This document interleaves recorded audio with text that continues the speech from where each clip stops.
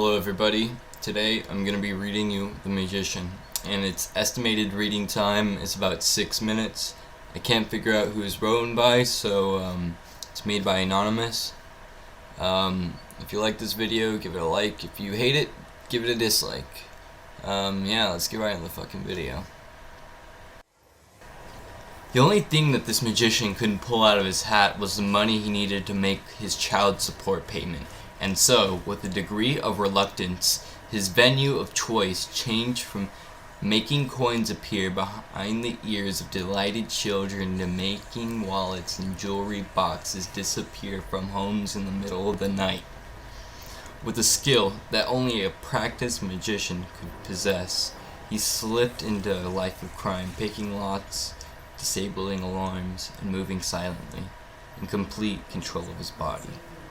He made an excellent thief, and soon his initial distaste turned into a lust for the excitement that breaking and entering provided.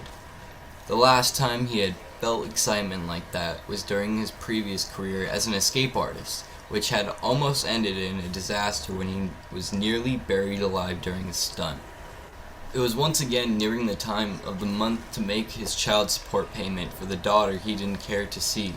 And so, the thief began to scout around the small North Carolina town he currently was staying at. After some debate, he decided to rob a small place at the edge of town. The house was well isolated behind a dense forest that the thief could use to mask his escape. The owner, a large older man, would be easy to avoid, and the thief foresaw a few obstacles to his inevitable success. The man didn't seem to be married or have any family, which made the thief's only concern the various guests that the man sometimes brought to his house. After weeks of observation, he had seen the man return with a younger man and a girl. The thief had been concerned that they may be staying at the house since he hadn't seen them leave. But after another week, he assumed they had left when he had been away from the house.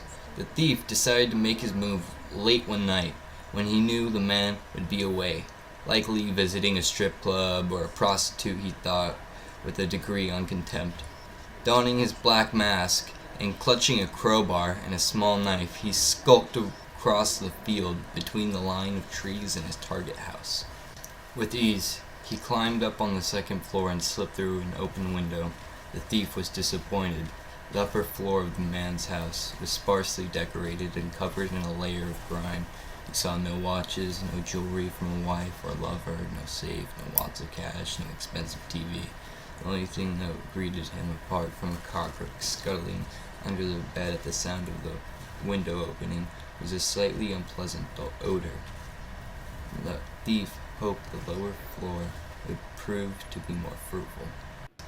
Carefully moving down the stairs, the thief kept an ear out, listening for any sign of the man's return. The ground floor proved to be disappointing as the first. Little furniture, no TV, and once again a layer of grime and now a stronger odor. The odor was very unpleasant, and at this point the thief was left wondering how the man lived there. He was again disappointed, but was unwilling to give up on his escape so soon. He decided to check the house for a basement, hoping to make some money off this night. As the thief found the door to the basement, he heard the sound of a car on the gravel driveway.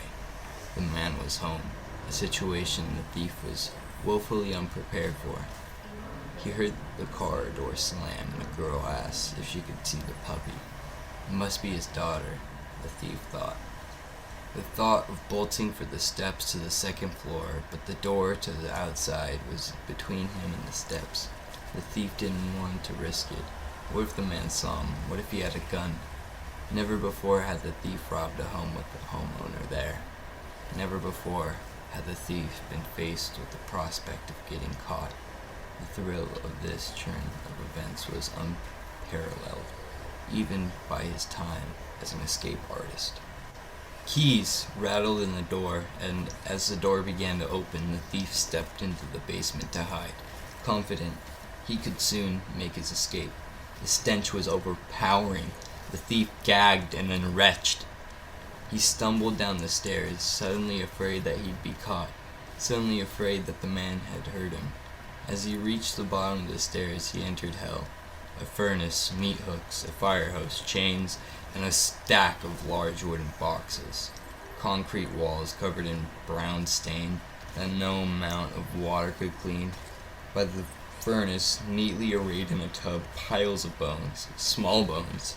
The thief did not believe in God, but he found himself praying. He prayed that they were animal bones. He saw that they weren't. He saw a pile of clothes neatly stacked in a corner. Clothes from men and women of various sizes. A man's plaid shirt, a girl's flowered dress, the smell of iron and fear and despair. The thrill was gone. All that was left were his cold, shaking hands, his crowbar, the cold sweat on his forehead, and his small knife in his pocket. A scream echoed down the steps, followed by the sound of tape. The door to the basement swung open, and the man began to descend, dragging his latest prize, another young girl, no more than 11, kidnapped from a playground, now bruised, bloody, and wrapped in duct tape. The girl was crying out for her parents, struggling to escape. She stopped struggling when the man hit her again, hard across the face. She didn't struggle when the man chained her to the wall. She didn't even struggle when he ripped off her dress. The thief was silent, crouched behind the piles of wooden boxes. He didn't want to know what was in those boxes. The man knew he wasn't alone in the basement with his new prize. He had heard the thief retch, and after glancing around, he knew the thief was hiding in the only spot available, behind the boxes. This did not worry the man at all. Rather, he relished the idea of having another plaything. The only thought that gave him pause was the difficulty that came with dealing with adult struggles. They always fought harder than the kids. Maybe it's because the kids thought there was some hope, and the adults knew there wasn't. The man decided that he should soften his new company up. Some time in a box should do it. Maybe he just let his company stay in the box overnight. After all, he already had one live one. After chaining the girl to the wall, the man charged at the pile of boxes and threw his body at them, pushing the boxes against the wall and trapping the thief. He walked around the corner, looked into the panicking eyes, and slammed his knee into the thief's head, knocking the thief unconscious. The thief awoke in darkness. He was chained in a fetal position in the dark, claustrophobic place. He could hardly breathe. He knew where he was. He remembered the trick that almost killed him. He was buried alive. The thief began to panic as he hyperventilated, and the low amount of oxygen present in his tomb decreased even further. He had begun to feel lethargic. He knew he had to do something. He did. With practiced ease, the magician slipped his hands out of the chains using the small knife still in his back pocket. He unlocked the shackles around his ankles, but he was still buried alive. He could do no more. The magician thought back to his family, to the wife he had failed and the girl he had neglected. He thought about the young girl chained to a wall, terrified. He thought of the little girl's father, who may be like him, who may never get the chance to see his daughter again. The thief died, the magician died, the father survived. Still crouched in the claustrophobic box, he braced his back against the top and began to push. Boards creaked, muscles tore, tendons reached their breaking point, and the earth began to move. He stood up, forcing wooden planks and earth aside, and let out a scream. It was not a sound that prey makes. The man heard the scream, and for the first time in his life felt afraid. He grabbed a sawed-off shotgun from inside his nightstand and went outside to inspect the shallow grave. As the man passed through the back door, he saw the beast emerging from the ground, hunched over and covered in dirt, with predatory glint in its eye. The man lowered his shotgun and fired both barrels. The man missed. He wouldn't get another chance. The little girl was woken up by the sounds of screams and a gunshot. She was still chained to the wall, but apart from the bruises had been left unharmed, while the bad man had dealt with the other one. Now, though she was trembling, the first scream had possessed a quality that scared her. It had sounded angry. The ones that followed the gunshot were those of desperation and pain. The little girl heard the basement door open. She heard someone coming down the steps, and began to cry at the thought of what the bad man might do to her. A man was crouched before her, wiping her tears away. Practiced hands were unchaining her. A coat was draped over her. A dress was placed in her lap. When she looked up, she saw kind eyes. The father picked her up and carried her out of the basement into the rest of her life.